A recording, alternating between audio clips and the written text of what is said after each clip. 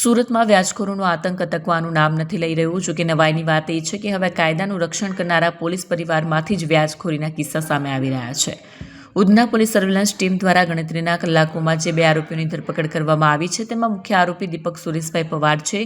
40 વર્ષીય દીપક પવાર એક પૂર્વ પોલીસ સબ ઇન્સ્પેક્ટરનો પુત્ર છે. સામાન્ય રીતે પોલીસ પરિવારમાંથી આવતા વ્યક્તિ કાયદાનું પાલન કરે તેવી અપેક્ષા હોય છે, પરંતુ અહીં જ રક્ષકનો પુત્ર ભક્ષક બન્યો હોય તેમ ગરીબ નાગરિકોને વ્યાજની જાળમાં ફસાવી રહ્યું હતું. ઉલ્લેખનીય છે કે દીપક પવાર અગાઉ પણ ચર્ચામાં રહી ચૂક્યો છે. ભૂતકાળમાં તેની ઓફિસ પર ફાયરિંગની ઘટના બની હતી, જેમાં તે ફરિયાદી બન્યો હતો.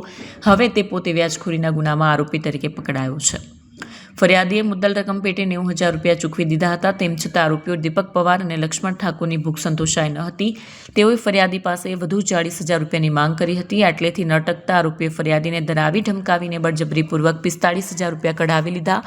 તેઓ સતત ફોન પર બીભત્સ ગાળો આપતા અને જાનથી મારી નાખવાની ધમકીઓ પણ આપી રહ્યા હતા.